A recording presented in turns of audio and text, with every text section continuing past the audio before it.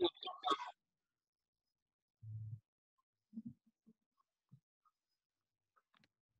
evening, everybody. Today, actually, last week, it was empty moon, and it was according to the calendar of the year of the moon. It means beginning of moon. It's beginning of the new month, and this month, which started last week with the empty moon and the new moon that started to go up, it's the sixth lunar month on the year in the Buddhism. Okay, if we count at the end of the Vasa, it will come to be the first one. So now we are coming to the sixth one, which is the month of Visakha. And then now we are after 1 week from this Visakha. And next week, it will be the middle of the month, which will be the full moon of the Visakha. And why I mention all these things? Because this will be what we call Visakha Bucha. Visakha,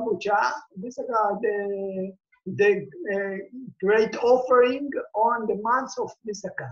This is the sixth month of the year, and this is something very special according to the Buddha life. In this month of the year, actually, the birthday of the Buddha, the birthday of the Buddha is recognized by the United Nations also. Okay, they celebrate it as a teacher day. Okay, the birthday of the Buddha, it will be next week. Also, for the Buddha himself, it's very special because in the same day exactly, after 35 years, okay, the Buddha, he get enlightened. Also in the full moon of the Visakha. Okay, and in the same day exactly, after another 45 years, it means since he born 80 years later, he actually passed away in the same days. It was all these three occasions happened in the month of the sixth month of the lunar, in the middle of the month. It means the full moon of the Visakha. So we say Visakha Bucha. So we are going to celebrate next week the Visakha Bucha. Now, why I mention it today, actually it's happened next week. So why should I mention today? Because if I talk about the three occasions, the birth, the enlightened, and the dying in the same day, which will be next week, it will be too much. So I decided that today I will talk about the birth. Okay, and then next week I will talk about the enlightened. And then the weeks will follow, I will talk about the passing away, what we say, parinirvana, the final parinirvana of the Buddha.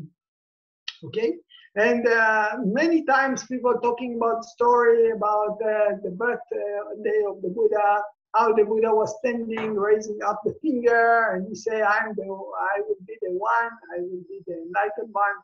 How the people come to make the prophet that the Buddha will be the future. This child will be Buddha in the future. Different story that we hear them many times. Yeah, we talk about. There is many times we mention when we talk about the Buddha when he born that it was earthquake. Okay, but I don't want to tell you all this story by myself today. I want to do different things. I want to take you into the scripture. I want to show you where this story coming from. And then after I will tell you some places where this story come from, where I will ask Shima to use one of these places, one of these origin stories that from there we will present the story of the birth of the Buddha. Okay, so I will not just tell you for myself. I can tell you from Shima will read it from the origin book, so you will see where is the source. So actually, if we talk about the source, where this birth, the time of when the Buddha the birth time of the Buddha and all what happened, you can find it in the scripture in different places. Actually, you can find it also in the Mahayana and also in the Theravada. because the Mahayana is very into the reincarnations of Buddha, in the past life of Buddha. And so these are very important things for them, all this subject. When the Bodhisattva, actually, or the Buddha in the future, he just come to the life now. So for example, okay, so first, you can see it in the, even in the, not only some sutta itself, you can see some information about the birth of the Buddha. Also, when the people talking, for example, the Buddha, he meets the king, and the king tell them, you are coming from the Shakya. It means he tell them which clan you come, which city you are coming, or what is the name of your father. So the details you also find in different places in the sutta themselves. But many of them also appear in the commentary. Okay, in the commentary written maybe 500 years, 1,500 years ago, or even more than this. So we find some story also from there. So that's how we know what happened with the Buddha, the birth time, when he was just a little child, and even before this. So for example, one place that you can see in the Mahayana, it's written in Sanskrit. Okay, this is written in Sanskrit. It's called Lalita Visatara, and this is Lalita Visatara. It's actually play in full, okay, or extensive play. It's something like the full game. They describe it like when the Buddha just birthed, the last birth of the Buddha. It's like a show that the Buddha showed to the people. With this show, he explained how to get enlightened. Something he exposed his knowledge, like a game or like a show that he showed. So that's why they mentioned like that and like this. In this sutta, actually, it's like I said, it's from the Mahayana. It's written how the Buddha came from Tusita heaven as a bodhisattva, and all the way till he turned the wheels of Dhamma. So all these stories mentioned there actually. That's how we know the story. What happened with the Buddha when he was a baby, how he born, and all these things. But this is only one place. There is another place, for example. It's very nice story. It's called Acharya Bhuta Sutta, and this is in Majjhima Nikaya 123. This is actually what is mean Acharya. It's mean incredible. And what is mean Bhutasa? It's mean, no, sorry. Aputa, it's mean amazing. And why this sutta called like this? Because there Ananda repeating what he was hearing from the Buddha. He say about the Buddha, oh, I was hearing that the Buddha born to his mother, there is a big earthquake.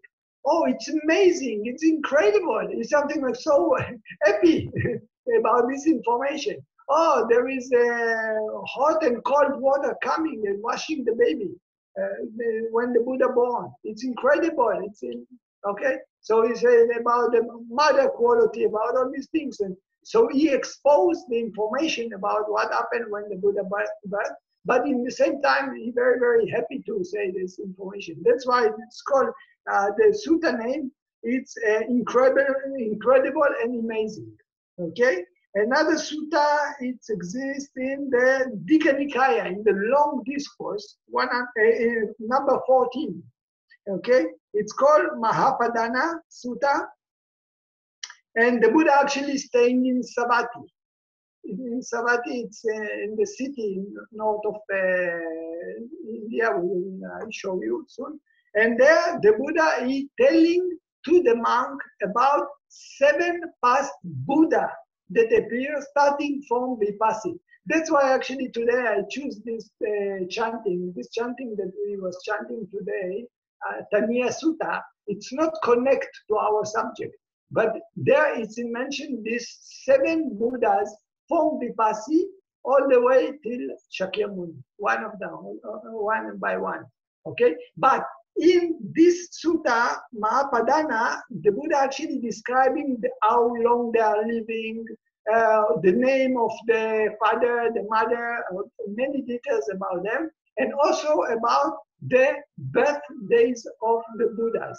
He used Vipassi as the example, but he said that in the same way that he described about what happened to Vipassi, he said all the Buddha is like this. It's a nature thing that all the Buddha, they are they birth in their special place, or what happened to them and how they are acting in this time.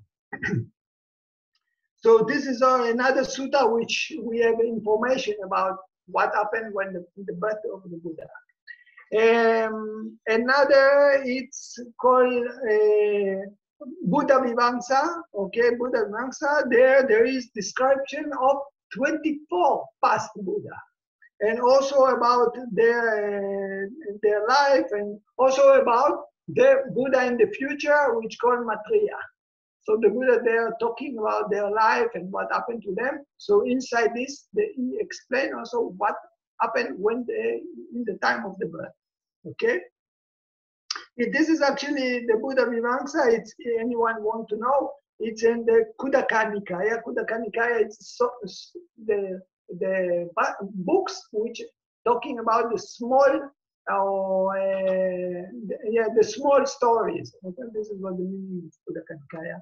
And actually, how the Buddha exposed this information about the birth of his time is that in the story that I said, it's number 14, the story number 14, sutta number 14, and there what happened is that Sariputta, the most clever, the right-handed of the Buddha, he asked the Buddha, why you are so special?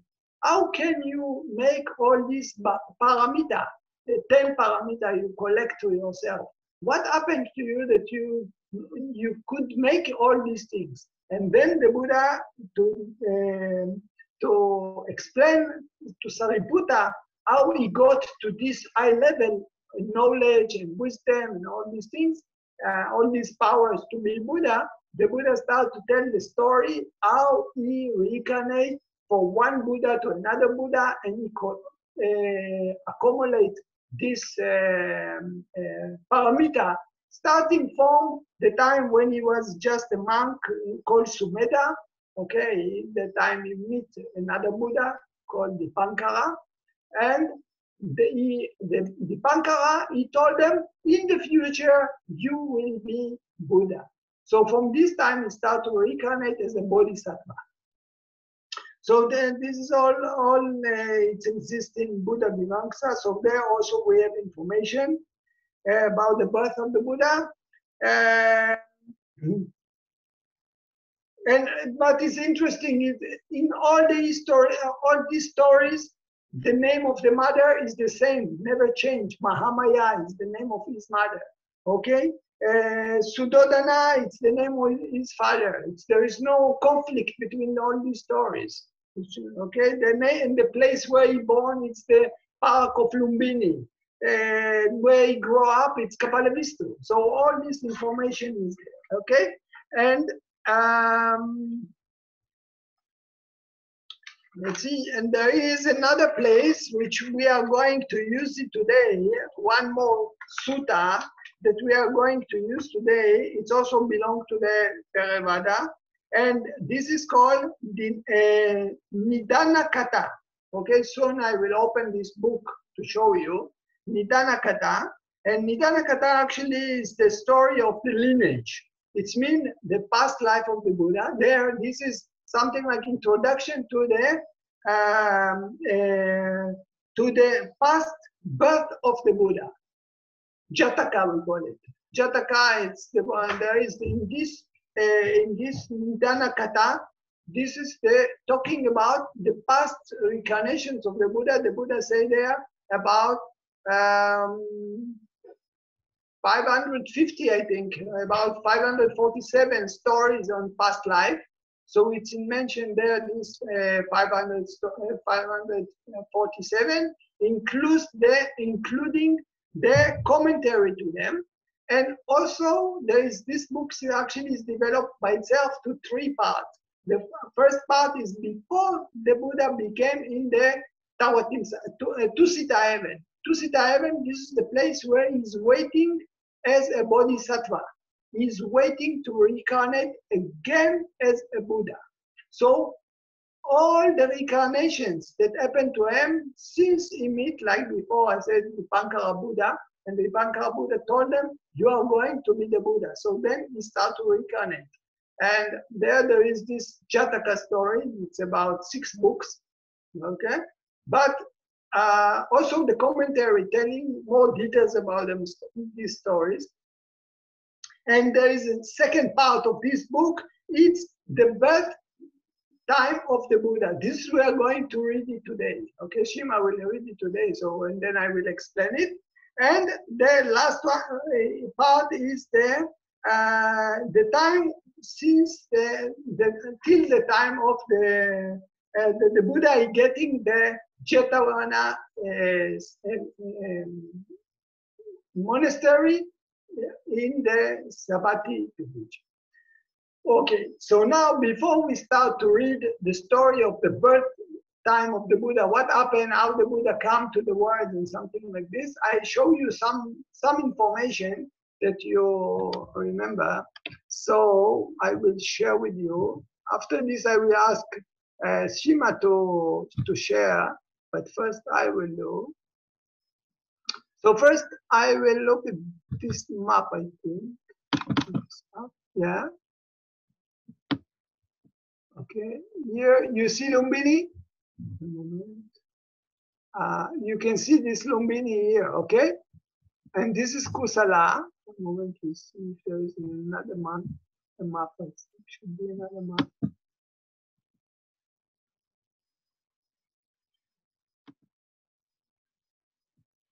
Okay, so this is the place where we are talking about. It's in Kusala. Okay, this is Mumbini Park. This is the birthplace of the Buddha. One moment, let me see another.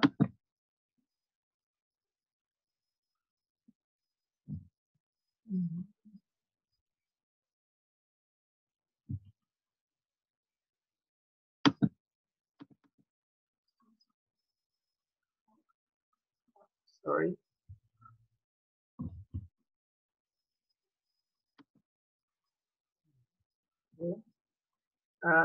Okay, so anyway, this is the map we are talking. I show you where we are going to talk, the place that we are going to talk about. This is the area. Lumbini Park. Here there is the city of Kapalavistu. It's 20 kilometers from each place. This is Nepal, this is India. Okay, this is one thing I want to show you. Another things that I show you before we continue, it's the yeah, this one. Yeah, you see this place? This is the Mahamaya temple. This is the birthplace of the Buddha. How we know about this? You can see the pillar here. This pillar, Ashoka, the king Ashoka built it. And it was about 250 years after the Buddha. The enlightened person bring the Buddha there, the king Ashoka. And then the king Ashoka, he became a Buddhist. He built a temple and monastery. You see, this is pagoda. This is a place for monks here to practice the time. This was about, like I told you, about 250, something like this year after the Buddha. And he also built this pagoda. Inside here, inside this house, there is like, they don't allow to take picture. When normally they don't allow to take picture. But there is a small, like a small bricks showing the place where the tree was there, where it's like a small monastery that you can walk around. Normally we walk around, make it piso. If anyone come with me to the pilgrimage or he was there and he saw this place. And this pool, you see this pool of water, this is a symbol of the water, the hot and cold water that washed the Buddha after his birth.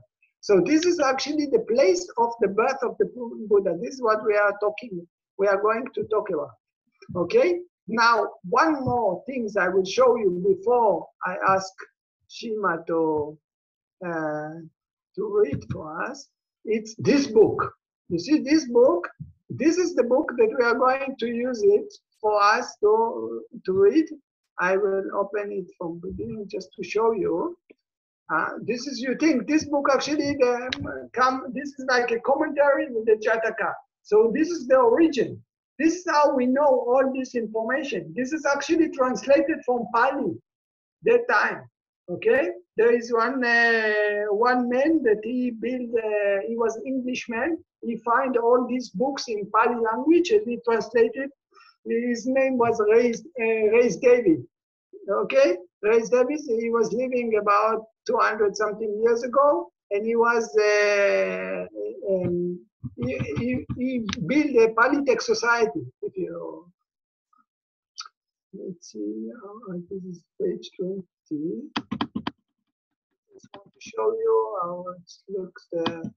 Okay, oh sorry, this. So you see, this is actually from Rhys Davis, and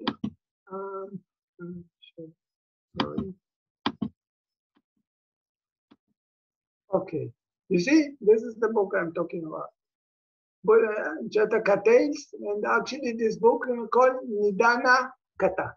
Okay, so we are going to read the story of the Buddha. Not, I just don't want to talk to you to tell you for myself. So you see from the origin where this information come from. Okay, so now I will ask Shima, please open this by yourself. I need to make stop sharing. I will make stop sharing. And please, Shima, you can share with us this book in the place where it starts to talk about when the Buddha want to, okay. So you see, this is the Buddha birth story, okay? Story of the lineage. Like I told you, this book actually is built by 3 parts. The first part is talking about the Jataka, the story from the past life of the Buddha. Some of them talking about how the Buddha was animal, lion, deer, fish, or whatever, okay? So he was different kind of animals.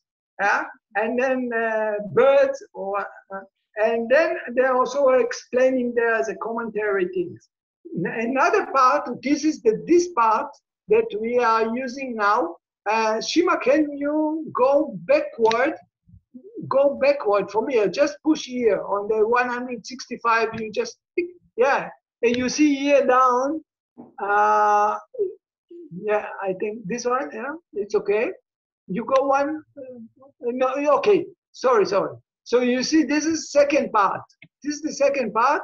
This is actually starting to talk about the birth of the Buddha from the time when he was a bodhisattva and he decided to go to his mother, the body of his mother, okay, to reborn. So the first, in the very beginning, it just did mention how he was in the Tusita heaven. And the angels come and ask him, please come to the stomach of your mother and give service to the human being. So he decided that he's going to give service to the human being and to reborn in the human world. So now you go back to the beginning where, now you see the great being, therefore, so that the time of his had arrived. It means now he start to know that now is the time for me to reincarnate as a human being. Okay, to come. This is the moment. Before this, the story say that he is into Sita heaven, and then the angels asking him to come in. I don't ask Sima to read it, otherwise it will be too long. I want to read from this moment that he's coming to the stomach of his mother till the time that he was sitting under the tree and getting into jhana as a baby. So this is the something like the things that you will see what happened when he decided to come in and what is the process. So this will not be for me, it will be direct from the origin. Okay, this is like I said, this is actually translated from Pali. So this is commentary. You think this book, what you see now, it's about 1,500 years ago or more than this.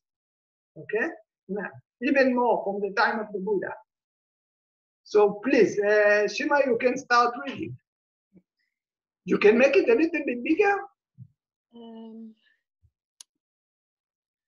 It will be convenient. Yeah. Okay. Yeah, please. So now you can read. Sometimes I try to interrupt and to explain a little bit what is telling there. Because some story many of you maybe know, but you don't need me to tell. This you will see from where it's come from, this story, why people telling that this has happened like this. Please. The great being therefore saw that the time of his advent had arrived. Then reflecting upon the country and considering the 4 great continents with their surrounding islands, he thought... One moment, Sima. I assume that it's been mentioned before already. But why the Buddha, you see, the Buddha want to reborn. So he is a bodhisattva, he is angel. He say, this is the time for me to come to the stomach of mother. But I don't know which mother. I don't know where to come. But there is 64 elements to the area where the Buddha will reincarnate. He will not reincarnate to the place there is a war. He will not reincarnate to the place where the people there are not good or whatever, okay? He will decide there is a special places where he go to the place. He will reborn only in India. That time, they don't call it India, they call it Jamputi. He will come to the middle of the country of Jamputi. It means there is exact places where the Buddha will reborn. There's 64 characteristics to the place where he born. He will not reborn to any kind of caste. Low caste, he will not come. To the poor people, he will not come. He will come either to the religious people, either to Kshatriya. This is like a warrior, like a king, okay, or whatever. And he come to the merchant, people selling or whatever, business people, let's say. But he will not reborn in the low caste. So the Buddha cannot just come to any stomach. That's why he have to choose the time, which is the right occasion to reborn. And other things, he will choose mother. But mother have 32 criterions that he have to reborn.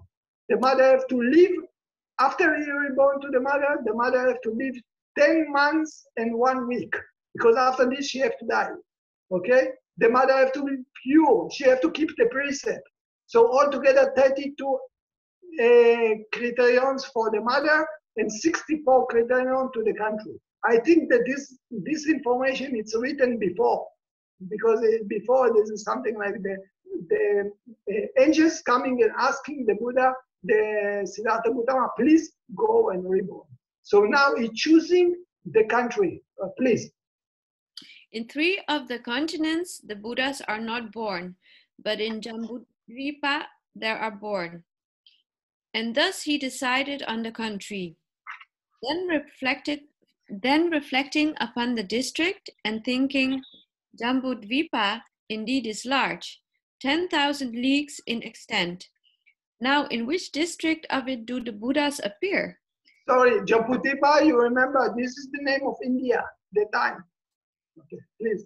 He fixed upon the middle country, and calling to mind that the town named Kapilavatu was in that country, he concluded that he ought to be born in it. Then reflecting on the family, he thought, the Buddhas are not born in the Vesa caste, nor the Sudha caste, but either in the Brahmin or the Katiya caste, whichever is sorry, sorry, 1 moment. You see, I told you before, he will not reborn to the low caste, only the high caste. Okay, please. Whichever is then held in the highest repute. The Katiya caste is now predominant. I must be born in it. And Katiya caste is mean the warrior, the kings. Okay? And Suddhodana, the chief, will be my father. Suddhodana is the father of the Buddha. So he's decided he must be my father. He's the most suitable to be my father. Okay? Please. Thus he beheld the family. Then reflecting on the mother, he thought, the mother of a Buddha is not lustful or corrupt as to drink, but has fulfilled the perfections for 100,000 ages and from her birth upwards has kept the 5 precepts unbroken. Sorry, you know what this means? That when Mahamaya, this is her name, is Mahamaya, or soon he will tell, but she actually fulfilled all the paramita, and when she will die, it will be another 10 months and 1 week. It means she give birth, after 10 months, she give birth, and then 1 week after this she will die. But when she will die, she's going to be by herself bodhisattva. It means she will be by herself sometime Buddha in the future. Okay? So he saw all these things about this woman. Yeah, please. Now this lady Mahamaya is such an one. She will be my mother. And further considering how long her life should last, he foresaw that it would still last 10 months and 7 days. Having thus reflected on these 5 important points, he favored the Devas by consenting, "The time has arrived, sirs, for me to become a Buddha." He then dismissed them with the words and promise, "Do you go?" And attended by the Devas of the world of bliss, Tusita, he entered the grove of gladness, Nandana, in the city of bliss. Now in each of the Deva worlds, there is such a grove of gladness. And there the Devas are wont to remind any one of them who is about to depart of the opportunities he has gained by the good deeds done in a former birth, saying to him, "When hence deceased to go to a good destiny." And thus he also, when walking about there, surrounded by Devas, reminding him of his acquired merit, departed thence, and was conceived in the womb of the Lady Mahamaya. You see, now something like he's separate from his, I don't know, to say friend, okay? He's a relative in the Tusita heaven. All these angels that he's talking about them, to them now, actually will be Buddha in the future sometimes. They are waiting time by time. Then the angels coming and inviting them, then they consider when is good time. Okay, you invite me, but I will not come like this. I have to check that this is the time, the proper time. So in this case, they come to the Buddha himself, okay? At the time, we can say the name, they don't say what his name was there, but they ask him to come, and then he consider, and then he find out, okay, this is the right occasion and the right place. I know exactly where to go. Okay, so when he informed his other relative in the Tusita heaven, they confirm, they say, you are the right one to go now. Please. In order to explain this better, the following is the account in fuller detail. At that time, it is said the Midsummer... Sorry, one moment. You see, now we talk about what happened in the Tusita heaven, in the angels' world. But now we are really, the Buddha have to go to the human world. So now he's starting to tell what happened in this time, during the time that the Deva talking like this and discussing about going down, what happened in the human world in this moment to accept the Buddha to come. Yeah. At that time, it is said the Midsummer Festival was proclaimed in the city of Kapilavatthu, and the people were enjoying the feast. During the 7 days before the full moon, the Lady Mahamaya had taken part in the festivity. One moment, I want to show you something interesting. We are talking about this, that Mahamaya is supposed to be pregnant 10 months. So what happened 10 months before this? 10 months before this, the Vasa starting, the rainy season starting, because the rainy season officially is 4 months. After the 4 months finish, then the year starting. The year starting another 6 months, we are coming to Visakha.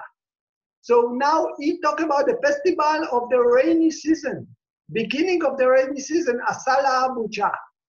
Yeah, please. As free from drunkenness as it was brilliant with garlands and perfumes. On the 7th day, she rose early and bathed in perfumed water, and she distributed 400,000 pieces in giving great largesse.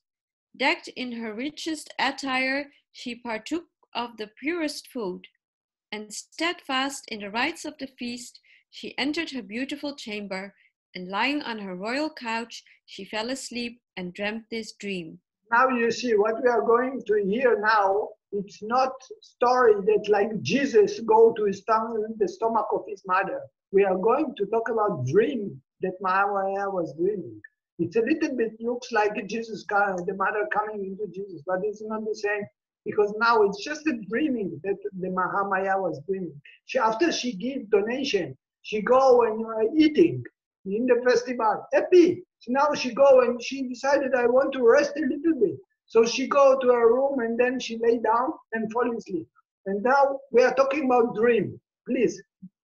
The four guardians of the world, lifting her up in her couch, carried her to the Himalaya mountains, and placing her under the great sal tree, 7 leagues high on the crimson plain, 60 joyanas abroad, they stood respectfully aside.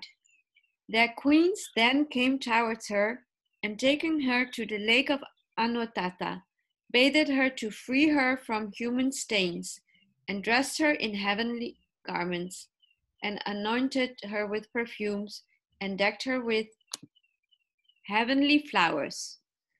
Not far from there is the silver hill, within which is a golden mansion. In it they spread a heavenly couch, with its head towards the east, and on it they laid her down. Then the future Buddha, who had become a superb white elephant, you see all this story that Mama she was dreaming about white elephant coming to her stomach. You see where we get this information. All these things from the commentary from long time ago. It's not just someone write.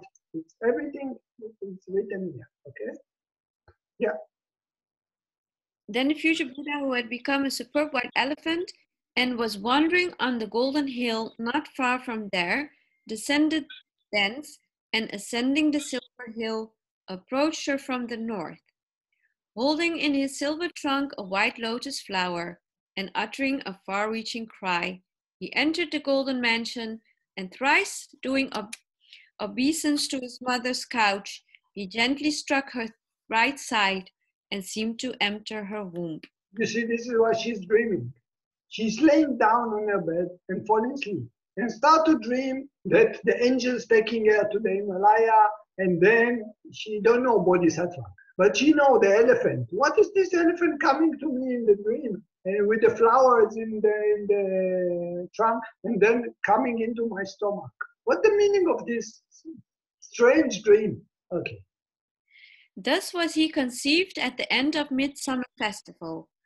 And the next day, having awoke from her sleep, she related her dream to the Raja. She wake up and then she don't know. She go to her husband, okay, to so that okay, to her husband and say, I dream this kind of dream. What the meaning of it? Yeah. The Raja had 64 eminent Brahmins summoned, and had costly seats spread on a spot made ready for the state occasion, with green leaves and dalbergia flowers. And he had vessels of gold and silver, filled with delicate milk rice, compounded with ghee and sweet honey. And covered with gold and silver bowls, this food he gave them, and he satisfied them with gifts of new garments and of tawny cows. One moment. What the Buddha is doing, and what the father of the Buddha is doing, he don't know the answer. He's calling to how many? 64, like ascetic, okay, or holy people, religious people. And he give them the food, he invite them to the home, he hosts them. After this, he satisfy them. He now asking them, my wife was dreaming this kind of dream. What you can interpret it? How can you explain this kind of dream? You are holy people, you are clever people. What you have to say? Yeah. And when he had thus satisfied their every desire, he had the dream told to them. And then he asked them, what will come of it? The Brahmin said, be not anxious, sire. Your queen has conceived, and the fruits of her womb will be a man-child. It's important for them, they are king. The king, they need someone to be under when he died, someone will be the king after him. So it's very important for him to have a boy. Okay? So this is what the religious people say. You see this dream say that your wife will have a boy. This is one child, okay? It will not be a woman child. You will have a son. And he, if he adopts a householder's life, will become a king, a universal monarch. But if leaving his home, he adopts the religious life, he will become a Buddha, who will remove from the world the veils of ignorance and sin. You see already these people, they can profit that if he will stay as a king, he will take over. It is called king turning the wheels. He will actually control all around the world with the justice, with the good way. This is appear every sometimes, very, very long time. There is such things like this. In our time, there is no such thing like this. Everybody thinking about his own things. But we are not in the time. But sometimes there is such king like this, that is by justice control all over the world. But he said that they said to him that if he will leave home and he will be ascetic, then he will be Buddha. So this is what they understand from this dream. But he will be a boy, he will not be a girl. Okay. Now at the moment when the future Buddha made himself incarnate in his mother's womb, the constituent element of 10,000 world systems at the same instant quaked and trembled. I told you that this is one thing that happened. Even the Buddha said to the monk before, Ananda was very, very excited to know all this information. They repeat it in different sutta. That in the moment that the Buddha he came to his mother, but he's not like Jesus. You have to understand, he's not a god. Okay? Yeah. So in the moment that the baby just come into the stomach of the mother, start to create in the mother, it was big, big earthquake. Okay? And were shaken violently. The 32 good omens also were made manifest. In the 10,000 world systems, an immeasurable light appeared. The blind received their sight, as if from very longing to behold this his glory. The deaf heard the noise. The dumb spoke one with another. The crooked became straight. The lame walked. All prisoners were freed from their bonds and chains. In each hell, the fire was extinguished. In the realm of the Pitas, hunger and thirst were allied. The wild animals ceased to be afraid. The illness of all who were sick was allayed. All men began to speak kindly. Horses neighed and elephants trumpeted gently. The musical instruments gave forth each its note, though none played upon them. Bracelets and other ornaments jingled of themselves. All the heavens became clear. A cool, soft breeze wafted pleasantly for all. Rain fell out of due season. Water welling up from the very earth overflowed. The birds forsook their flights. On high the rivers stayed their waters flow. The sea became sweet water. Everywhere its surface was covered with lotuses of every color. All flowers blossomed on land and in water. The trunks and branches and twigs of trees were covered with the bloom appropriate to each. On earth 3 lotuses sprang up by sevens together, breaking even through the rocks. And hanging lotuses were born in the sky and rained down everywhere a rain of blossom. In the sky, Dewa music was played. The 10,000 world system revolved and rushed as close together as a bunch of gathered flowers, and became, as it were, a woven wreath of worlds, a sweet smelling and resplendent as a mass of garlands, or as a sacred altar decked with flowers. From the moment of the conception, thus... One moment. You see what he described, how things became wonderful when the Buddha just came into the stomach of his mother. Okay? There is different kind of disturbing descriptions, okay, explanation what happened. whoever want to believe, believe. Whoever don't want to believe, don't believe. But this is actually a story about what happened when just the birth, the moment when the Buddha come from the Deva world, from the Tusita world, into the human being world. He became like with the body inside his mother womb, his mother body.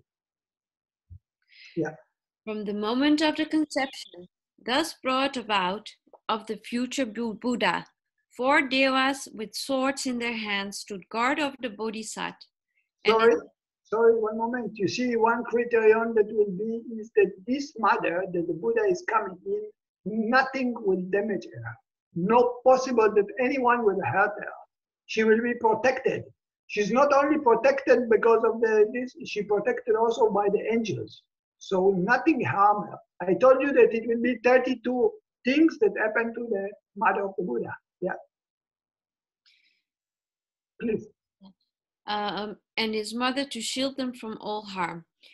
Pure in thought, having reached the highest aim and the highest honor, the mother was happy and unwearied.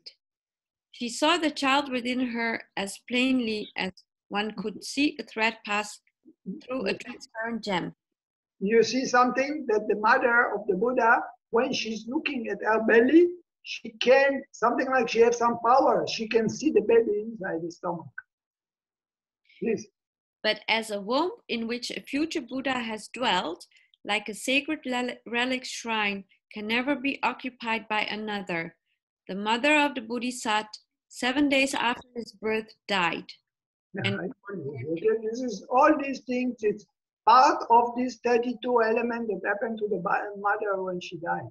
Okay, so when she, sorry, not died, that she became a mother of the Buddha. So one of them is after 7 days that she will bring birth, then she have to die. Because then she's Bodhisattva, she's finished her duty around the world. She make her mission. Yeah. And she was reborn in the city of bliss. City of bliss to Sita heaven, it's mean the Bodhisattva world. Yeah. Now other women give birth, some before, some after the completion of the 10th month, some sitting and some laying down. Not so the mother of a Bodhisattva. She gives birth to the Bodhisattva standing, after she has cherished him in her womb for exactly 10 months. You see, this is the characteristics. This is all the Buddhas, they are like this. She don't, it's not 9 months. Normally people, the woman, she give a child after 9 months. This is about. But for the Buddha, exactly 10 months she giving birth. And she don't do it by laying down. She's standing and giving birth. This is a distinctive quality of the mother of a Buddha elect. And Queen Mahamaya, when she too had thus cherished the Bodhisattva in her womb, like oil in a vessel, for 10 months, felt herself far gone with child, and wishing to go to her family home, she spoke to King Suddhodana and said, one moment, this is the tradition, the time that the mother of the Buddha Mahamaya, she was the relative of their father Suddhodana. And they are both like family of king. But this is not a king. The big king was in the Kusala.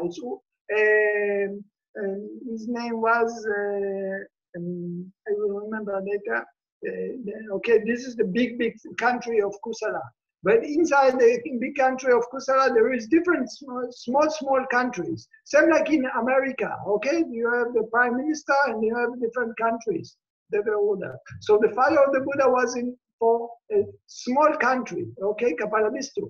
But he married Mahamaya, which was the nearby.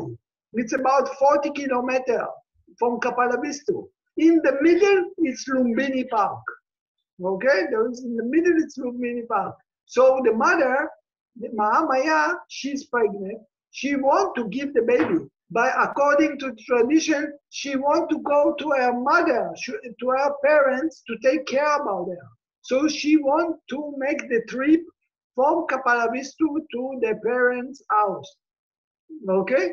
So they can take care about her after the birth. So she asking her husband to arrange the pamalia, to arrange the big group of people. They carry with her, they go with her to the parents' house. Please. She said to the king, "Sire, I wish to go to Devadaha, to the city Yeah, please. Yeah. city of my people." City of my people. You see, she is coming from Devadaha. This is about 40 kilometers from there. So it means this is the other country which our parents, they was king by themselves. Okay. The king saying, "It is good," consented and had the road from Kapilavatu to Devadaha made plain and decked with arches of plantain trees and well-filled water pots and flags and banners. And seating the queen in a golden palanquin carried by 1,000 attendants, he sent her away with a great retinue. Now we go with, she's starting to make the trip after 10 months about, she's making the trip from Kapalavistu to her parents' house. Now between the two towns, there is a pleasure grove of salt trees belonging to the people of both cities. Yeah, and you see, this is Lumbini Park, exactly in the middle. Very beautiful, very nice place. Yeah. It's called the Lumbini Grove. At that time, from the roots to the topmost branches, it was one mass of fruit and flowers, and amidst the blossom and branches swarms of various colored bees and flocks of birds of different kinds roamed warbling sweetly.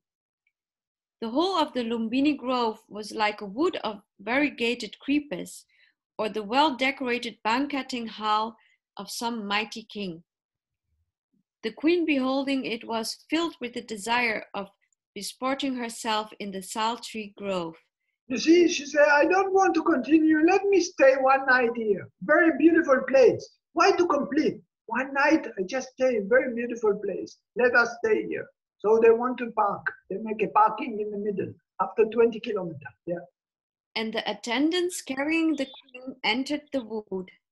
When she came to the monarch salt tree of the glade, she Sorry, Jima, you remember I showed you the picture of the Lumbini Park before you show you see the monastery with the small pool. This is the place that we are talking now. It was full of trees that time. Yeah, please. She wanted to take hold of a branch of it, and the branch bending down. Okay, sorry. You see what happened? That actually she wanted to hold the tree to stand, but it's a little bit high. But what happened is that the branch itself go down to her. Something like she wants to grab the branch which is high, so she cannot get it. So the branch itself going and holding her, okay, coming into her. Yeah. Like a reed heated by steam, approached within reach of her hands. Stretching out her hand, she took hold of the branch, and then karma-born winds shook her. The people, drawing a curtain round her, retired. Standing and holding the branch of the salt tree, she was delivered. Okay, it's when she gave birth. Okay, in this moment that she's holding the salt tree, she gave birth. So the Buddha born under the salt tree. In this house that I show you, there is the statue where it's exactly happened. There is no tree inside there, but there is a statue which presenting the place exactly where she was standing. Okay, this is Ashoka. He put it there. And he cannot tell lie because the enlightened person will point exactly. He said, "This is the place. When we go to the pilgrimage, we're meeting there. We are going to see these places." Yeah, please. That very moment, the 4 pure-minded Mahabrahmas came there bringing a golden net, and receiving the future Buddha on that net, they placed him before his mother, saying, "Be joyful, O lady, a mighty son is born today." One moment. You see what happened? That even before the mother touched the baby, when the baby just go down, he was not held by his mother. He was not held by the nurse. He was not held by anything. He didn't touch the floor. The Brahma, the God from the 4 great king, they come, they hold them. They're carrying him with a net. Okay? So it means that he was held by the angels before his mother touched him. Yeah. Now other living things, when they leave their mother's womb, leave it smeared with offensive and impure matter. Not so a bodhisattva. Sorry? So you see some, the baby coming, maybe touching the bed, touching the mat, maybe touching the body of the mama, maybe the nurse holding, maybe the doctor, I don't know. Not pure. But in this case, the body bodhisattva is totally pure. It's in the golden, it's like a heavenly net that even the angels, they don't touch it. Yeah. The future Buddha left his mother's womb like a preacher descending from a pulpit or a man from a ladder, erect, stretching out his hand and feet, unsoiled by any impurities from contact with his mother's womb, pure and fair, and shining like a gem placed on fine muslin of Benares. But though this was so, 2 showers of water came down from heaven in honor of them and refreshed the Bodhisattva and his mother and cleansed her body. You see why there is a pool in Lumbini? In Lumbini, there's a pool presenting this washing. In this moment that we just go down, the cold washing and hot washing coming and cleaning the body of the baby, Bodhisattva, and the mother. Yeah. From the hands of the Brahmas who had received him in the golden net, the 4 kings received him on cloth of antelope skin, soft to the touch, such as used on occasions of royal state. From their hands, men received him on a roll of fine cloth, and on leaving their hands, he stood up upon the ground and looked towards the east. You see what happened? When he born, actually, immediately he was standing on the ground. When he was standing on, this is the story about the 7 lotus that come under his feet. That he was standing and facing to the east, okay? Thousands of world systems became visible to him like a single open space. Men and devas offering him sweet-smelling garlands said, "O great man, there is no other like thee. How then a greater?" Searching the 10 directions and finding no one like himself, he took 7 strides, saying, "This is the best direction." And as he walked, the great Brahma held over him the white umbrella. You see, he's walking, and then umbrella, the angels, the Brahma, cover him with umbrella. Okay? So that the sun is not coming to him. And the Suyama followed him with the fan, and other devas with the other symbols of royalty in their hands. Then, stopping at the 7th step, he sent forth his noble voice and shouted. Then, shout of victory beginning with, "I am the chief of the world." One moment, Shima. You see what happened? Many angels cover him with different kind of things. One making fan, one, okay, this is the angels. And this baby is just making steps now, 7 steps. And under his feet, the lotus coming, different colors. And then when he finished, he raising up his finger and he start to talk. He start to talk and he says, you see here, it's beginning with, "I am the chief of the world." But actually he say 4 sentences. This is if we go down, if you can see down number 2. Yeah, here you see this blue what Shima showing. So what he say? He say 4 sentences. "I am the foremost in the world." It means I'm the leader of the world. Okay, I'm the most in the world. I'm the leader of the world. The second say, "I am the eldest in the world." It means he's going soon to be enlightened. Okay. He's the most old in the world. Then the third sentence, "I am the first in the world." It means he's the first, according to he will find the enlightened. Okay, this is my last rebirth, because after in Nirvana there is no birth anymore. It's saying Nati Chati Punabhavati. I don't have any reincarnation repeating.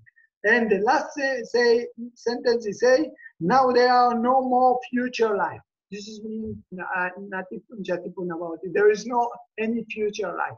So he just, when he step, he speak this kind of sentence. Okay? After he finished the 7 steps, the lotus coming, and then he speak this kind of sentence. Please. Now the future Buddha in 3 births thus uttered his voice immediately on leaving his mother's womb. In his birth as Madhosadha, in his birth as Vesantara, and in this birth. In the Sorry, what actually they say here, that the baby when he born, he start to speak. And the Buddha, I told you that in the Jataka, the Buddha telling different kind of story about his past life. In different occasions, the Buddha saying this. So one place he calls Besanda, okay? Another one place he calls Mau Sada, okay? So he also was speaking. So in the same times here, in this birth also he was speaking. So now he mentioned that this is related, this 3 reincarnation related by this, that you just baby born immediately start to talk. Yeah. In the Mahodsadha birth, the Deva king Sakha came to him as he was being born, and placing some fine sandalwood in his hand, went away. He came forth from the womb holding this in his fist. His mother asked him, "What is it you hold, dear, as you come?" He answered, "Herb medicine, mother." So because he came holding this, they gave him the name of herb medicine child, Osadhadaraka.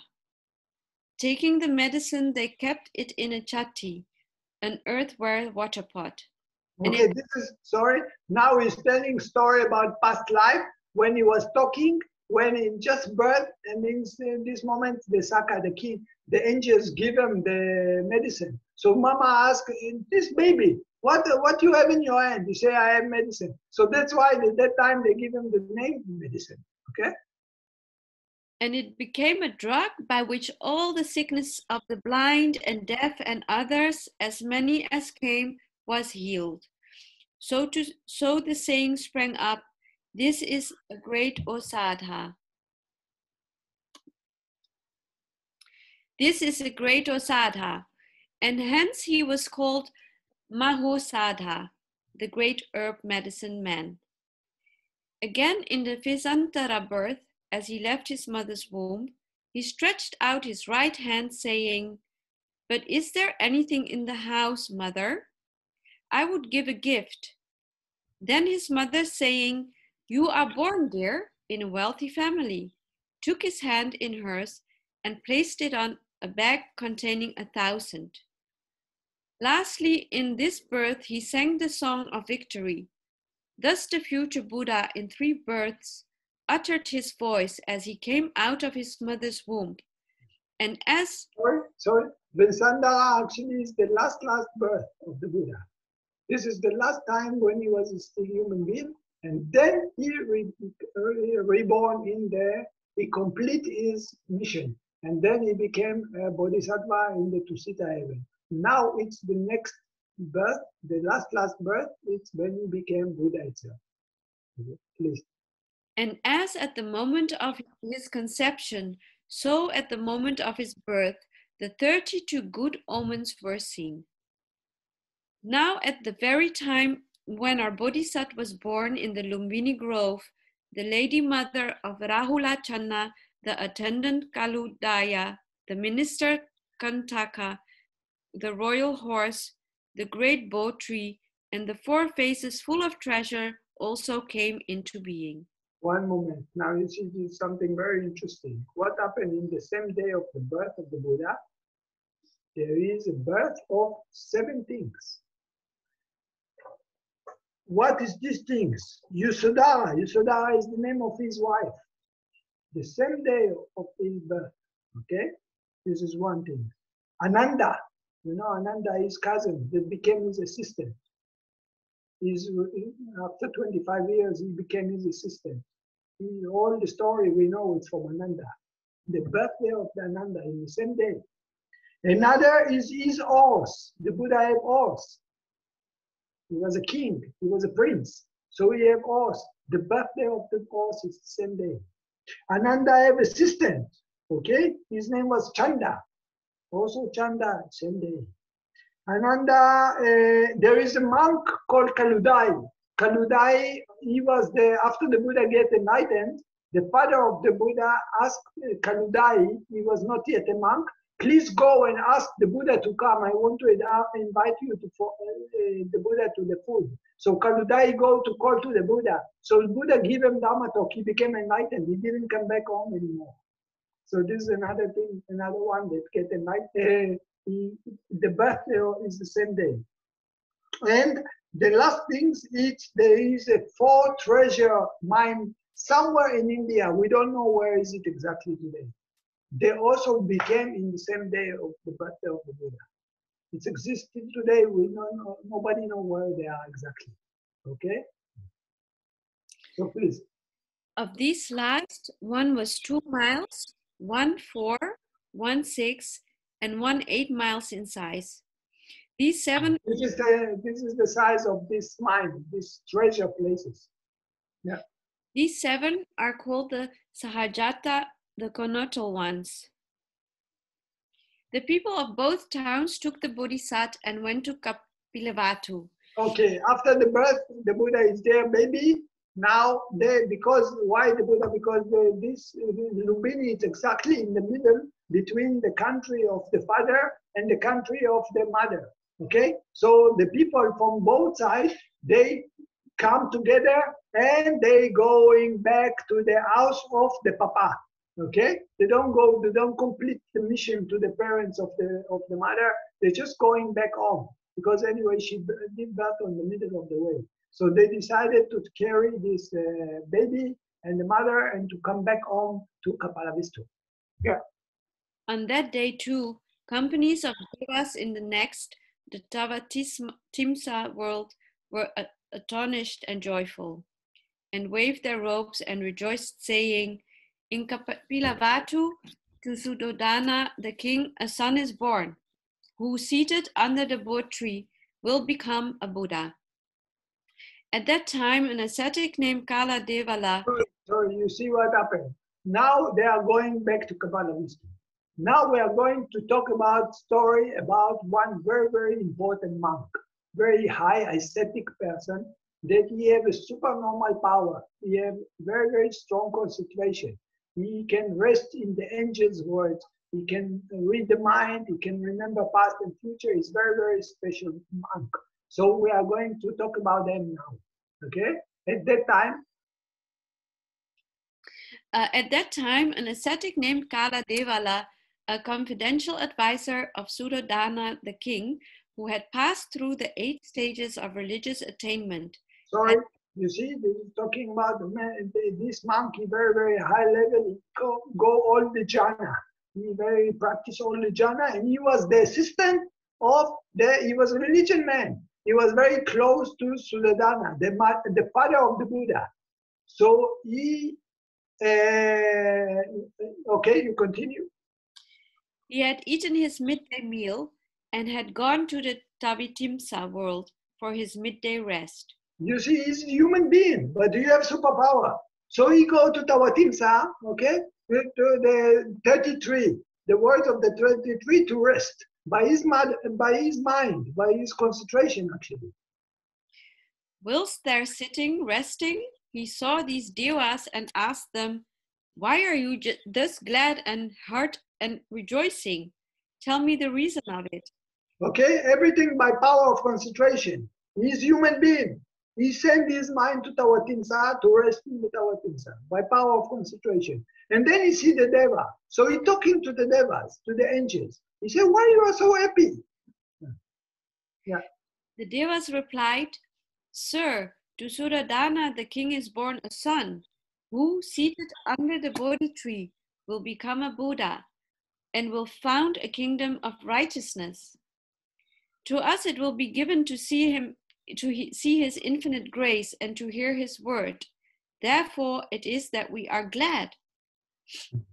What happened? They are sharing, the Deva are sharing with them that the Buddha, he get birth in the world, and he come to actually to your king.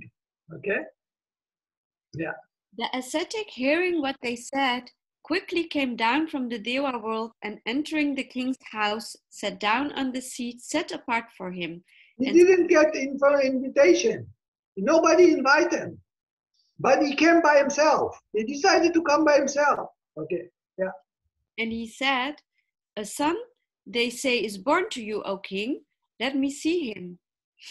The king ordered his son to be clad in splendor and carried in the salute the ascetic. But okay, well, now the ascetic is very important person. Okay, he's very high level. The king is very respect this monk. Okay, supernormal power. He know by himself. We say they told who they told. The angels told them. Okay, so the father very respect this monk, and so he take the baby and he bring the baby to salute the monk. Okay, to prostrate to the monk. Yeah. But the future Buddha turned his feet round and planted them on the matted hair of the ascetic. What happened is the turn, he come like this, okay? Like sometimes the Thai people, they take you make namaste to this monk, okay? But what happened is that the baby turned by himself and his legs go into the head of the monk, okay? There's something like the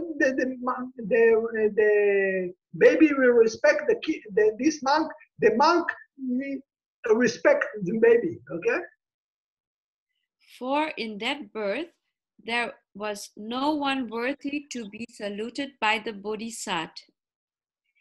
And if these ignorant ones had placed the head of the future Buddha at the feet of the ascetic, assuredly the ascetic head would have split in two. You see what he said? That if something would happen that really that the baby will salute the monk have to die. Because his power, the Bodhisattva, the Buddha is so powerful, so clear, so clean, that if something will happen that even as a baby, that he will something like make that the Buddha will respect someone, so this person have to die. So you say, lucky for this monk that he did not receive this salutation. Yeah. The ascetic rose from his seat and saying, "It is not right for me to work my own destruction." He did homage to the Bodhisattva. And the king, also seeing this wonder, did homage to his own son. What he meant? The king, the monkey was very clever. You know, he said, he should not respect me. I should respect him. He's higher than me. And he prostrated to the baby. So the father see that the king, that this monk is prostrating to the baby. Immediately he prostrated also to the baby. Okay? Now the ascetic had the power of calling to mind the events of 40 ages, kalpas, in the past, and of 40 ages in the future. Looking at the marks of future prosperity on the Bodhisattva's body, he considered with himself, will he become a Buddha or not? And perceiving that he would most certainly become a Buddha, he smiled, saying, Moment. You see what happened? He said this monk had supernormal power. So he can see the past of other people. He can see future of other people. He also know how to look at the figures of the 32 marks of the great person. So in this moment, he was reading the future and the past of this baby to make sure it's really what the angels say. This baby really can be something like, okay, they said like this, but I want to check myself. So he read the past of the baby, he read the future of the baby, and he say for sure, this will be Buddha, no doubt. Yeah. He smiled, saying, this is a wonder, man. Then reflecting, will it be given to me to behold him when he has become a Buddha? He perceived that it would not. Dying before that time, I shall be reborn in the formless world. So, Sorry, one moment. You see what happened to this monk? He was very, very happy. He was very glad. He was smiling. Joy. Wow, this boy is very special. He will be Buddha. So he was smiling. Now we think another thing. But I can learn from him. He said, no, I will not be able to learn from him because I died before. And when I die before, I will be like angels. Long, long time angels. Very, very long time angels. Yeah. So I cannot learn from him. Yeah. so Yes. that while 100 or perhaps 1,000 Buddhas appear among men, I shall not be able to go and be taught by them. And it will not be my good fortune to behold this so wonderful man when he has become a Buddha. Great Allah's is my loss. And Yes. he Sorry, one moment. You see what actually he told you here? He said that people practicing samatha, it's very, very dangerous for them. Because this monk very high level in the samatha, in the concentration meditation. And what he said that he don't miss only this Buddha. Because he have so power meditation, he will miss many, many other Buddha also. Because he will be like a special angel, long, long time. And this special angel will live so long time in the angel time, so many Buddha will pass through. So he will miss all of them. Please. The people seeing this asked, saying, our master just now smiled, and he is now begun to weep. Will, sir, any misfortune befall our master's child? There is no misfortune in him. Assuredly, he will become a Buddha, was the reply. Why then do you weep? It will not be granted to me, he said, to behold so great a man when he has become a Buddha. Great Allah's is my loss. Bewailing myself, I weep. Okay, you see what they ask him? Why first you laughing? After this you happy. After this you are not happy. So they say he said to them because he will be Buddha, but he will not. I will not be able to learn from him. I will miss all this great knowledge. Yeah.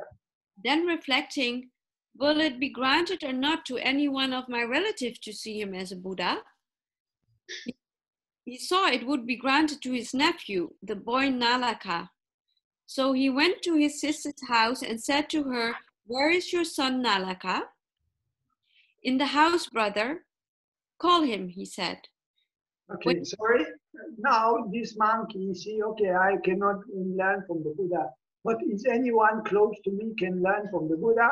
So he decided that his nephew, the son of his sister, can learn from the Buddha. So then he decided to go and to inform the Nalaka, the son from his sister, about it. When he came, he said to him, in the family of Suddhodana the king there, a son is born, a young Buddha. In 35 years, he will become a Buddha, and it will be granted you to see him. This very day, give up the world. Bearing in mind that his uncle was not a man to urge him without a cause, the young man, though born in a family of incalculable wealth, straightway took out of the inner store a yellow suit of clothes and an earthenware pot, and shaved his head and put on the robes, and saying, I leave the world for the sake of him who is the greatest person on earth. He prostrated himself on the ground and raised his joined hands and adoration towards the Bodhisattva. Then putting the begging bowl in a bag and carrying it on his shoulders, he went to the Himalaya mountains and lived the life of a monk. One moment, you see what happened that this Naraka, he decided to be immediately. He said, this my uncle is very, very intelligent person. I must listen to him. And he prostrated to the down on the floor, something like thinking about the Buddha himself, that because the Buddha just born now. And when he will be a Buddha, another 35 years from now, he will grow up, he will be a little bit grown up. And when he grow up, so in this moment, this Naraka became a monk, and go to practice, prepare himself, so ready to the time when the Buddha will leave home. Yeah. When the Tathagata had attained to complete enlightenment, Nalaka went to him and heard the way of salvation. He then returned to the Himalayas and reached arahantship. You see, now they talk about a little bit the future, that what will be when the Buddha himself, now he's just a baby, he will grow up and then he will be enlightened. Then Nalaka will go and will learn from him. Okay, they just mention about what will be in the future later. Yeah.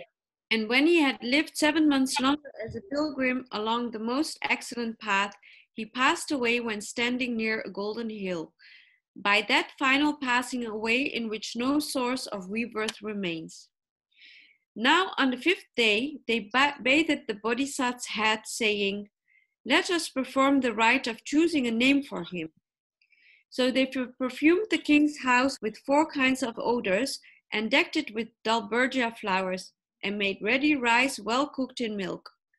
Then they sent for 108 Brahmins who had mastered the 3 Vedas and seated them in the king's house and gave them the pleasant food to eat and did them great honor and asked them to recognize the signs of what the child should be. Okay, sorry. Now after 5 days, they are going to name the name of the baby. So what name they want to give? So they invite many monks to come and to see what good to give to what name good to give to this baby. Yeah. Among them, Rama and Daja and Lakana and Mantin, Kondanya and Boja, Suyama and Sudatta, these 8 Brahmins then were there, their senses all subdued, and they declared the charms. Now these 8 Brahmins were recognizers of signs. It was by them that the dream on the night of conceptions had been interpreted.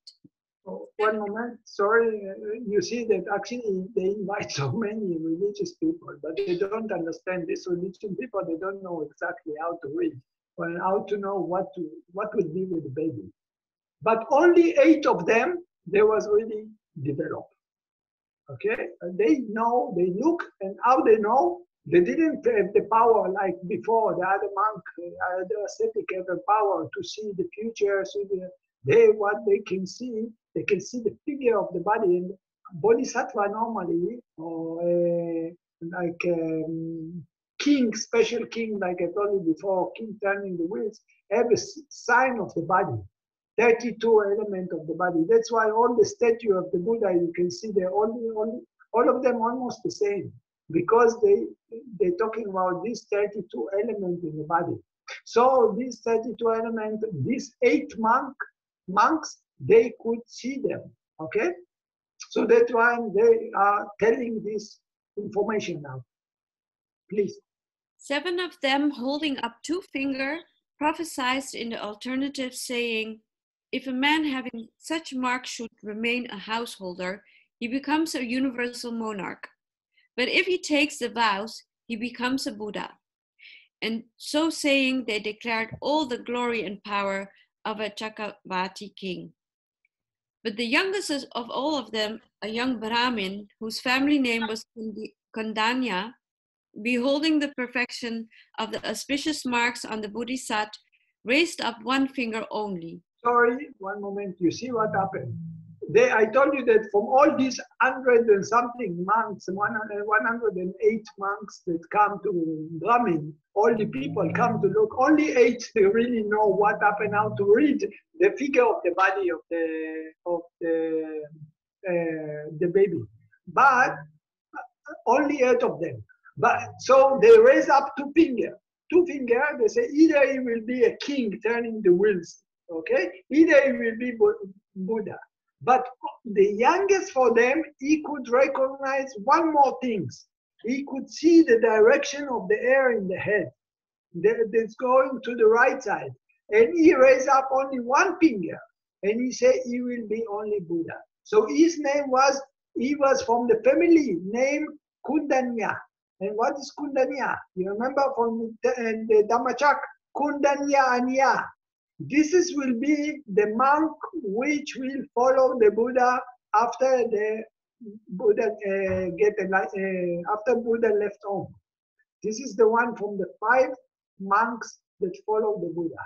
The most older the time he will be. So now he was the youngest from all of these other monks. And he could see that the Buddha will be Buddha in the future. Please. And he prophesied without ambiguity and said, there is no sign of his remaining amidst the cares of household life. Verily he will become a Buddha and remove the veils of sin and ignorance from the world. This man, already under former Buddhas, had made a deep resolve of holiness and had now reached his last birth. Therefore it was that he surpassed the other 7 in wisdom, that he perceived how the Bodhisattva would only be subject to this one life. You see, according to his past karma, he developed enough merit, so he knows now it's time to meet the Buddha, to follow the Buddha, and to get enlightened. Yeah.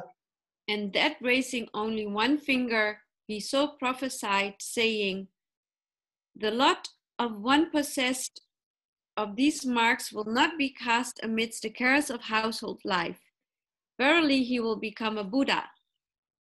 Now those Brahmins went home and addressed their sons, saying, we are old, dear ones. Whether or not we shall live to see the son of Suddhodana, the king, after he has gained all knowledge, you do. When he has gained all knowledge, take the vows according to his religion. And after they all 7 had lived out their span of life, they passed away and were reborn according to their deeds. One moment, you see what happened. 7 people, they prophesied that the Buddha will be either this, either that, okay? But Kundanya was sure that he is going to be the Buddha. Now, these 7 monks, they was old already. They know they will not make it. Another 35 years, they will die already, okay? But they came to their own children and they told to the children, in the future, when this Siddhartha will leave home, you should go with them. He will be a Buddha. That's why the 4 monks that joined to the Buddha, there was the children of these prophesies. The 5th one was the Kundanya. So Kundanya and the 4 children, they joined to the Buddha when the Buddha at 35 years old he left home. 29, 29. Okay, please. But the young Brahmin Kundanya was in good health, and for the sake of the wisdom of the great being, he left all that he had and made the great renunciation. And coming in due course to Uruvela, he thought, behold how pleasant is this place, how suitable for the exertions of a young man desirous of wrestling with sin. So he took up his residence there. And when he heard that the great being had left the world, he went to the sons of those Brahmins and said to them, Siddhartha, the prince, has taken the vows. Assuredly, he will become a Buddha. If your fathers were in health, they would today leave their homes and go forth. And now, if you should so desire, come, I will leave the world of imitations of him. But all of them were not able to agree with one accord. 3 did not give up the world. The other 4 made Kundanya the Brahmin their leader and left the world. Yeah, you see what happened? This Kundanya, because 7 monks, I told you, they go to their children, they tell, please come. And please go to meet the Buddha, follow with the Buddha. Now, when in the time after they grow up, and the Kundanya, he saw that the Buddha live home after 29 years, he go to the children of the Israel friends before they pass away already, and tell them 7 people, 7 children, come with me I'm going to the Buddha to practice with them. He will be Buddha. But 3 of them, they didn't want to come. They say, it's not interest for us. Another 4, they came. So altogether, they became 5 ascetics. Yeah. It was those 5 who came to be called the Company of the 5 Elders. Then the king asked, after seeing what, will my son forsake the world? The 4 omens was the reply. Which 4? A man worn out by age, a sick man, a dead body, and a monk. You see, they knew already that in the future, when your son, he will be, they didn't say about 29 years old, he will see the 4 sides of old men, sick men, dying, and monk, then he will leave home. The king thought, from this time, let no such thing come near my son. There is no good in my son's becoming a Buddha. I should like to see my son exercising rule and sovereignty over the 4 great continents and the 2,000 islands that surround them, and walking, as it were, in the fold of heaven, surrounded by an innumerable retinue. Of course, he's a king. He wanted his son will be a king. So he don't wish that he will be Buddha. He wants him to be a king. Yeah. Then, so saying, he placed guards 2 miles apart in the 4 directions to prevent men of those 4 kinds coming to the side of his son. That day also, of 80,000 clansmen assembled in the festival hall, each one dedicated a son, saying, whether this child becomes a Buddha or a king, we give each a son, so that if he shall become a Buddha, he shall live attended and honored by Katya monks. And if he shall become a king, he shall live attended and honored by nobles. And the Raja appointed nurses of great beauty and free from every fault for the Bodhisattva. So the Bodhisattva grew up in great splendor and surrounded by an innumerable retinue. You see, every time they say about the story, the Buddha, the father give them all the good, all the goodness. So he don't want to go out. He try to convince them to stay in the temple, in the palace. So this is where you see in the scripture how they explain. Okay. Now, one day the king held the so-called Plowing Festival. On that day, they ornament the town like a palace of the gods. All the slaves and servants in new garments and crowned with sweet-smelling garlands assemble in the king's house. For the king's work, 1,000 plows are yoked. Sorry, this will be our last story. I'm not going to continue whole night to explain all what happened to the Buddha, but this will be our last story. This is the story that the Buddha now, the father is going to the festival. There is they grow up all the wheat, all the food, and now it's the time to start to collect all the food. So it's like the season start change, and they are going to do the festival for this occasion. So the father is going to see the festival of the collecting all what they grow up during the time of the. Yeah, please. On this occasion, 108 minus 1 were with the oxen reins and crossbars, ornamented with silver. But the plough for the king to use was ornamented with red gold, and so also the horns and reins and goats of the oxen. The king, leaving his house with a great retinue, took his son and went to the spot. They say how beautiful it was there, what a great festival they are going to celebrate. And Papa is taking his baby and going to actually he's not baby, he's already a little child. And then they decided to go to see the festival with the little child. There was a jambu tree thick with leaves and giving a dense shade. Under it the Raja had the child's couch laid out, and over the couch a canopy spread inlaid with stars of gold, and round it a curtain hung. Then, leaving a guard there, the Raja, clad in splendor and attended by his ministers, went away to plow.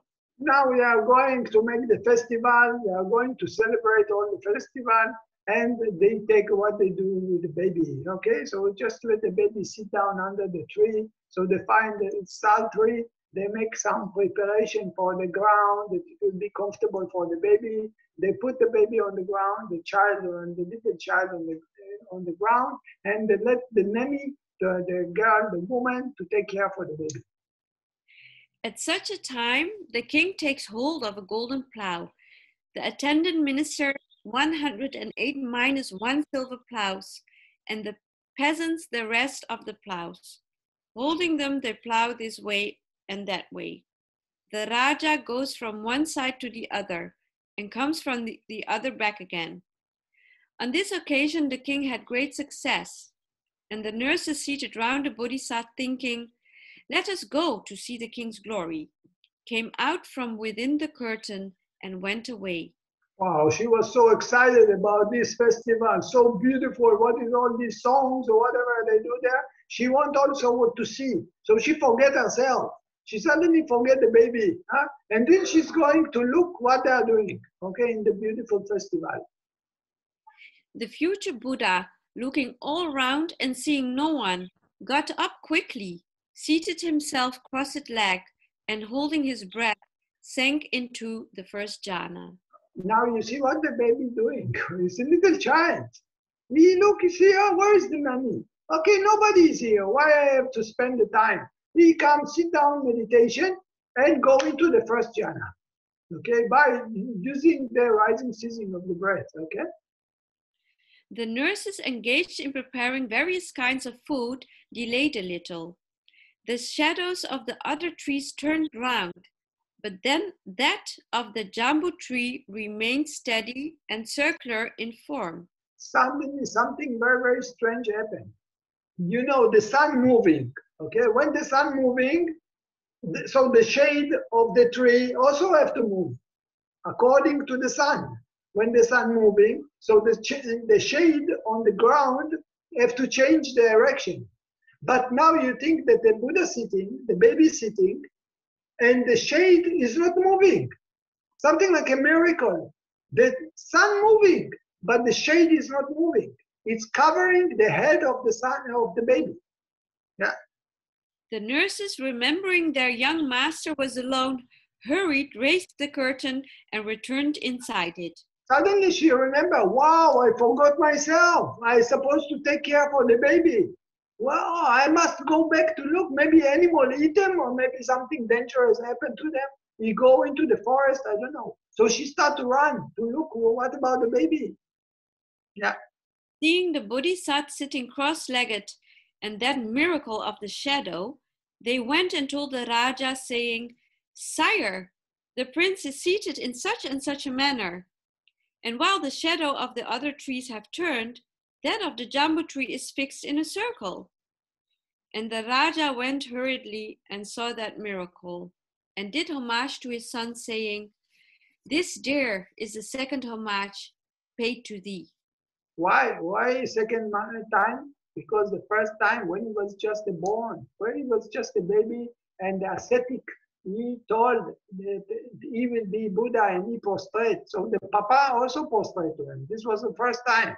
Now it's the second time. He said, "This is in my life, this life, second time I'm prostrating to you." When you was a baby, just born, also I prostrate to you because the monkey did it. So now this second time, you are incredible. You are doing magic. Please. But the Bodhisattva in due course grew to manhood, and the king had 3 mansions made suitable for the 3 seasons, one 9 stories high, one 7 stories high. Actually, yeah, here I think it's enough because then we are continue to another subject already. If any one of you want, you wish, you know how to find it. If you want, I told you the name of the book, okay? This is just because it's continue, and then you can see where actually we know all the stories. Yeah, this the name of the book actually it's Midana Kata. Okay, Leora can send all of you Midana Kata. It's just talking about the past life of the Buddha from many years before, and then also all the way till the time when he get into, I think, Jevana, the monastery in Savatthi, Jataka Grove in Savatthi. Okay, so this is actually the book origin, and also yeah. Okay, yeah. Thank you. Yeah, sure. Yeah. Okay. You see in the internet, you can find it. So now you know more details where it's come from. Many times you hear many stories about the birth time of the Buddha, but just something like, oh, where is the origin? So I told you that actually in the sutta themselves, there is different places, but in commentaries and things like this come from origin. This is not, you see, Rhys Davis, he translated, but because he was the Englishman, he go to India, he find all these books. These books is very ancient. Origin come from the Sanskrit and Pali, and he knew how to translate. He built the Polytech Society in England. So this is the where we know all these stories. Thank you very much, Sima. Okay, anyone have question or want to know something?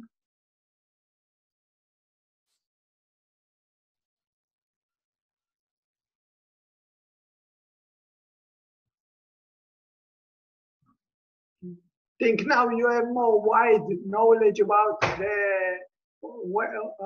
this story. You collect many times. We hear about the birth time of the Buddha and what happened in this. Now you can see also from where we know it. Okay, good.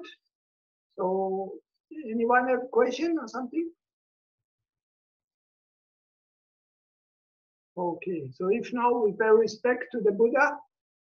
Thank you very much.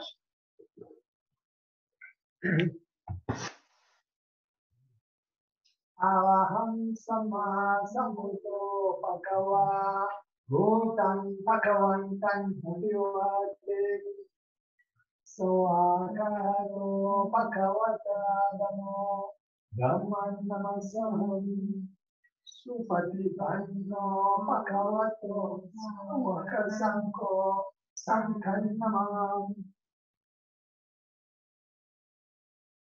Thank you. Next week we talk about, will be the Visakha Puja. We will also prepare flowers and candlesticks. We make some small offering to the Visakha Puja. And also I will talk about the enlightenment of the Buddha, the 7 weeks that the Buddha get enlightened under the Bodhi tree. So thank you very much and good night. Thank you. Good night. Good night, everybody. Thank you very much, Sima. Thank you also.